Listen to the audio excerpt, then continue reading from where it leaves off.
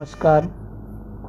आज अपन class 10th maths subject के chapter first के आईएमपी क्वेश्चनों में एक लेक्चर तीसरा है। इसमें देखेंगे सिद्ध कीजिए कि करणी 5 एक अपरिमेय संख्या है। यह मोस्ट आईएमपी क्वेश्चन है जो कि पक्का बोर्ड परीक्षा में आएगा। तो इसको अपन कैसे सिद्ध करेंगे कि करणी 5 एक अपरिमेय संख्या है। इसको सिद्ध करने के लिए अपन मान लेंगे इसका विपरीत मानेंगे कि यह एक परिमेय है, तो परिमेय सिद्ध होगा। उसके बाद वहाँ पर विपरीत कर देंगे तो अपरिमेय। माना इसके विपरीत कि करणी 5 एक परिमेय संख्या है। तो जब करणी 5 एक परिमेय संख्या है तो करणी 5 को अपन p/q के रूप में लिख सकते हैं। कौन से रूप में लिख सकते हैं? p/q के रूप में, जहां pq कौन संख्या होंगी? सहअभाज्य पूर्णांक है। सहअभाज्य पूर्णांक क्यों? क्योंकि इनका एक के अतिरिक्त कोई उभयनिष्ठ गुणनखंड नहीं है, इसलिए ये सहअभाज्य पूर्णांक है। इसके बाद जब करणी 5 p बराबर अपन ने p/q लिख दिया, तो यहाँ q का तिर्यक गुणा करेंगे, मतलब 5 में, करणी 5 में, तो क्या हो जाएगा? करणी 5q बराबर p। यहाँ पर करणी 5q बराबर क्या होगा? p। उसके बाद इसकी करणी हटाने के लिए अपन क्या करेंगे? दोनों पक्षों का वर्ग। तो दोनों पक्षों का वर्ग करने पर, तो यहाँ पर करणी 5q का होल स्क्वायर बराबर p का होल स्क्वायर। करणी 5 का वर्ग कितना हुआ? 5, और q वर्ग का q वर्ग बराबर p वर्ग। अब यहाँ पर अपन प्रमेय 1.3 में पढ़ चुके हैं कि जो p वर्ग है, p वर्ग के गुणनखंड 5 और q हैं। इसका मतलब है 5 p वर्ग को विभाजित करता है। 5 p वर्ग को विभाजित करता है। जब 5 p वर्ग को विभाजित करता है तो 5 p को भी विभाजित करेगा। तो अपन ने 1.3 प्रमेय पढ़ी थी। इसके लाने क्वेश्चन नंबर फर्स्ट नाम दे दो कि यदि कोई संख्या उसके वर्ग को विभाजित करती है तो वह संख्या उस संख्या को विभाजित करेगी। तो यहाँ 5 p को विभाजित करेगा। इसका मतलब है 5 के जो अभाज्य और सहअभाज्य गुणनखंड हैं वो एक के अतिरिक्त 5 आ गए। कितने आ गए? 5। जब 5 का गुणनखंड, मतलब 5 p वर्ग को विभाजित करता है, तो अपन लिख सकते हैं 5 के गुणनखंड कितने? p के गुणनखंड कितने हैं? 5, क्योंकि p को 5 विभाजित करता है, इसलिए p के गुणनखंड कितने होंगे? 5। लेकिन और भी कुछ गुणनखंड हो सकते हैं, तो माना कि इसका गुणनखंड एक और है, कोई भी मान सकते हैं। माना कि k है, जहाँ k क्या है? जहाँ k एक पूर्णांक है। कौन सी संख्या होगी? k पूर्णांक। जो तो p है वो 5 और k दोनों से विभाजित होगा। अब यहाँ पर क्या? दोनों पक्षों का वर्ग करेंगे। तो दोनों पक्षों का वर्ग करने पर, तो p का वर्ग p वर्ग और 5 का वर्ग 25 और k का वर्ग k वर्ग।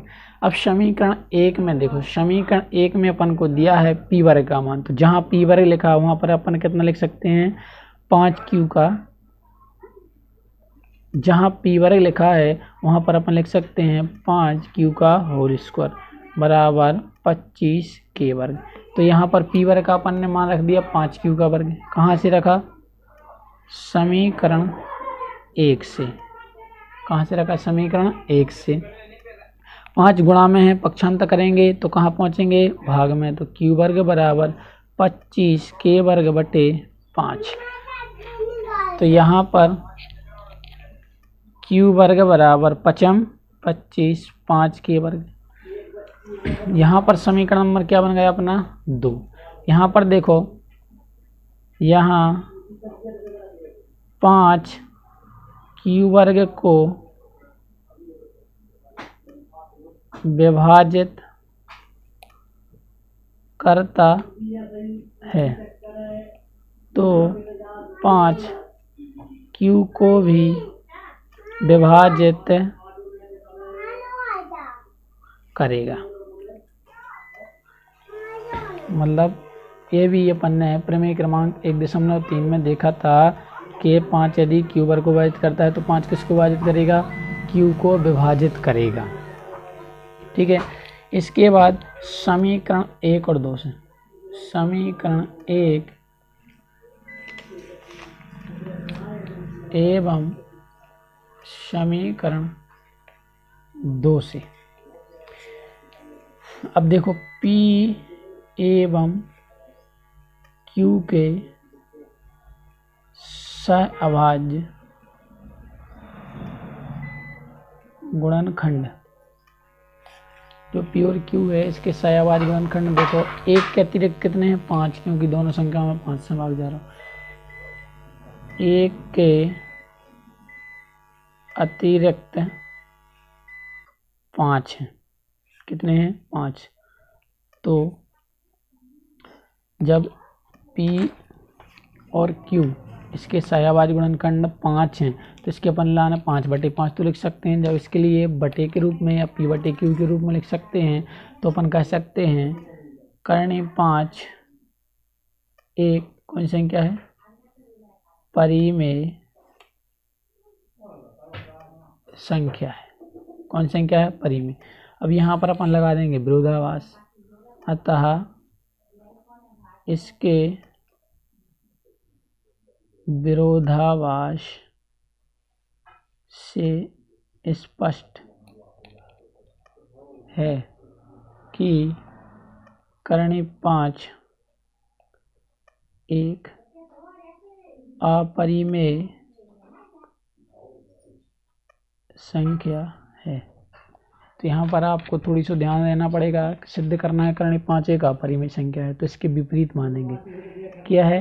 एक परिमेय संख्या। जब परिमेय तो P/Q के रूप में लिख सकते हैं, तो P/Q के रूप में लिख दिया, Q का गुणा किया अपन ने कर्णी 5 में, इसके बाद दोनों पक्षों का वर्ग किया तो यहाँ पर कितना आ गया? कर्णी 5 का वर्ग 5 और P वर्ग का P वर्ग। तो यहाँ पर 5 Q P वर्ग के गुणनखंड कितने हैं? 5 और Q, इसका मतलब है 5 P वर्ग को विभाजित करता है तो 5 P को विभाजित करेगा।